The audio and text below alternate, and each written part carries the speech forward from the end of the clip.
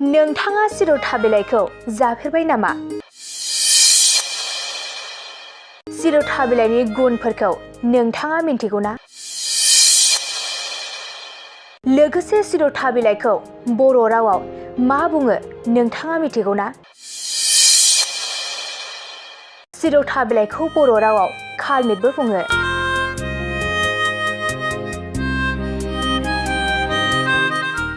चिरता बिलाइया जानायाव जोबोद गोखा, नाथाय देहानि थाखाय जोबोद मुलाम्फा गोनां।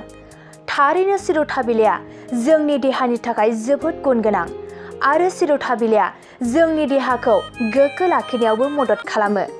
चिरता बिलाइया देहायाव उदै सानाय, गेस्ट्राइटिस, लिभार, मेलेरिया, डायबिटिसफोर बायदि बेरामखौ फाहामनायाव जोबोद गुन गोनां जायो आरो चिरता बिलाइयाव रेचक गुनफोरबो थायो, जायफोरा कनस्टिपेशनाव हेफाजाब होयो। लोगोसे चिरता बिलाइया डायरिया बेरामखौ फाहामनायावबो मदद खालामो आरो रेगुलेट ब्लाड सुगारनि थाखो आरो बिगुरखौ मोजां खालामनायावबो हेफाजाब खालामो।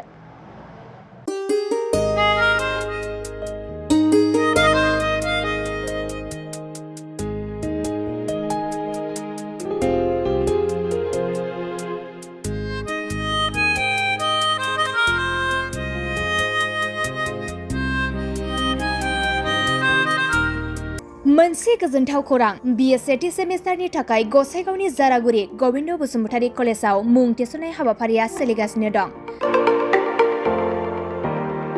गिबि 100 फरायसाफोरनि थाखाय स्पेशेल अफार आरो गुबुन गुबुन रोखोमनि बेसेन नाङै क्लासनि सुबिदा होनानै मुं थिसननाय हाबाफारिया सोलिगासिनो दं। बे फरायसालियाव फरायसाफोरा गावनि गोसो बायदि आयदाखौ सायख'नानै लानो हागोन। लोगोसे basic computer class, self defence आरो स्पकेन इंलिश क्लास बायदि सुबिदाफोरखौ बेसेन होआलासे फरायसाफोरा सोलोंथाइखौ लानो हागोन। लोगोसे बे फरायसालिमायाव गासैबो फरायसाफोरनि थाखाय फ्रि बास सार्भिसबो होनाय जादों। लोगोसे गासैबो थाखोनि बिजाबजों बुंफबनाय बिजाब बाख्रिनिबो सुबिदा दं।